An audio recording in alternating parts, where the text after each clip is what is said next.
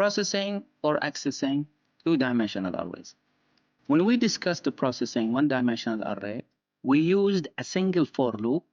The variable loop was used as an index variable to the array. We visited the elements of the array either from left to right or from right to left. From left to right, we start with index 0, 1, 2 until the last index. And from right to left, we visit the elements from the last index and all the way down to index 0. Now, if we have two-dimensional arrays, then we have two dimensions. One dimension is for the number of rows, and the other dimension is for the number of columns.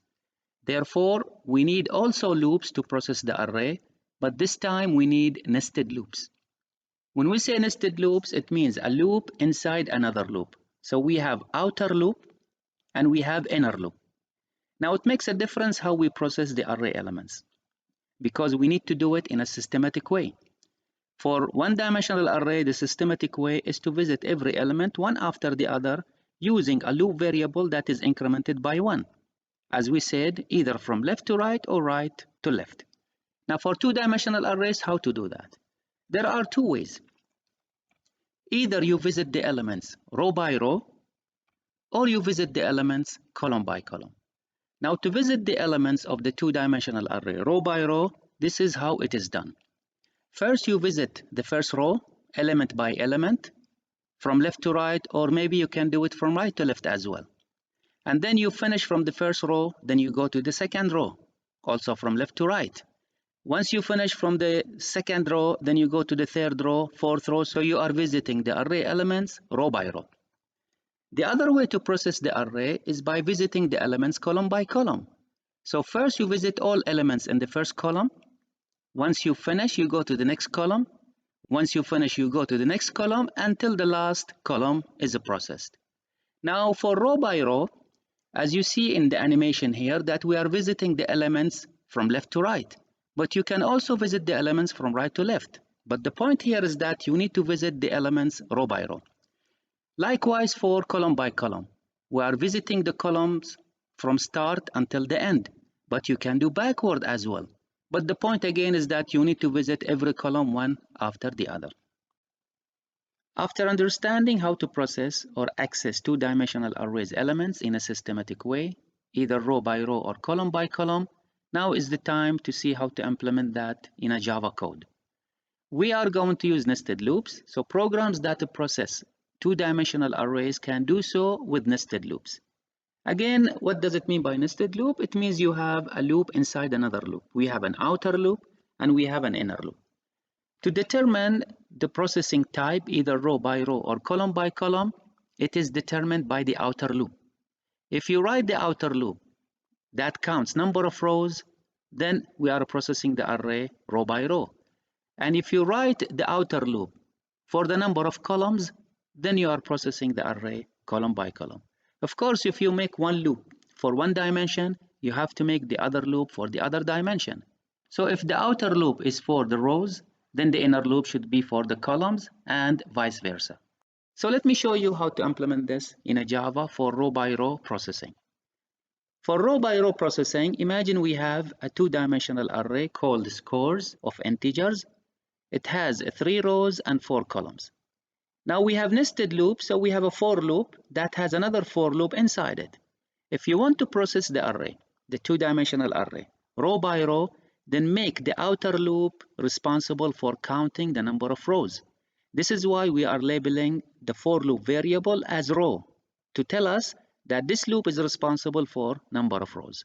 So notice how the index variable, it is going from 0 until the length of scores. And remember that if we use the instance variable length on the name of the array, it will give us number of rows. So in fact, this loop is counting how many rows do we have in the two-dimensional array. The inner loop inside is responsible for the number of columns. And remember that each row is in fact a one-dimensional array. And if you define an array this way, then this is not a ragged array. That means the size of each one-dimensional array in a row is the same. So you can use the length for this one-dimensional array to specify the number of columns in the inner loop. So when you write scores row, if row is 0, then you are referring to the first dimensional array. And if you use dot length, then it will give you the size of this one dimensional array, which is the number of columns. Now, if you go to the next row, row equal to 1, then you are referring to the second one-dimensional array. And again, if you use dot length, then that means you are determining the number of columns. Notice here that this could work also for ragged arrays, because in every row, we are referring to a different one-dimensional array. Then every one-dimensional array will have different size, so the inner loop can handle these elements one by one. After determining the two loops, then in the inner loop, how to reference the element of a two-dimensional array. Remember, for any element, it needs two indices, one for row and one for column. It is always the first dimension is referring to the row index, and the second dimension is always referring to a column index. So it doesn't matter which loop you are using, inner loop or outer loop, the first dimension should refer to the variable of the loop that is responsible for number of rows. Now in these two nested loops, the outer loop is responsible for number of rows.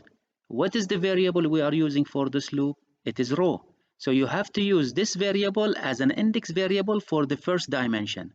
You cannot use it for the second dimension. Even if we don't label it row, you should know which one to use for the first index and which one to use for the second index, because the loop determines the bound for the dimension, so it will not exceed the bound of this dimension. Therefore, the variable row is used for the first dimension because this is the variable used for the loop that is responsible for counting number of rows, and column variable is used for the second dimension because this is the variable used for the loop responsible for counting number of columns. So it doesn't matter if it is outer loop or inner loop, just look for which one is responsible for row, use its variable for the first dimension, and use the other variable for the second dimension. Now to process every element of a two-dimensional array, column by column, then we are going to use also nested loops. But this time, the outer loop should be responsible for counting number of columns, and the inner loop should be responsible for counting number of rows. Now, since every row in a two-dimensional array is in fact a one-dimensional array, so we can use this one-dimensional array length to determine the number of columns. We are defining a two-dimensional array, number of rows is 3, and number of columns is 4. This is not ragged array. So that means every one-dimensional array of a row has the same size. You can use any one-dimensional array of any row to determine the number of columns. Therefore, we are using dot length for the array that is at row 0. So we say score 0 dot length. You can also use the length for the array at row 1. You can say scores 1 dot length. Because every row has the same number of columns, so you can use any one of the dimensional arrays of any row to tell you the number of columns. Now the inner loop, you have to make it count number of rows. And remember, if you use dot length, the instance variable on the name of the array, it gives you the number of rows. So therefore, the outer loop is responsible for counting number of columns, and the inner loop is responsible for counting number of rows. Now notice which loop is responsible for counting number of rows. It is the inner loop. So what is the variable name? It is called row. So use this row for the first dimension. And which loop is responsible for counting number of columns? It is the outer loop. What is the name of the variable? It is called column. Use it as the second dimension. As a conclusion, if you have nested loops, then look for the loop that is responsible for counting number of rows. Use its variable as an index for the first dimension. And look for the loop that is responsible for counting number of columns. Use its variable as an index for the second dimension. It doesn't matter that this loop is outer or inner loop. All what matters is that which one is responsible for counting number of rows. Use its variable as the first dimension. And if it is responsible for number of columns, use it as the index for the second dimension. As a final remark, if we have a ragged array, then we can process this array row by row.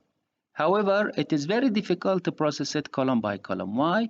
Because the size of columns is not the same. So for the outer loop, what we should use for the number of columns? Because each row has different number of columns, so it is not easy or straightforward to process such array column by column.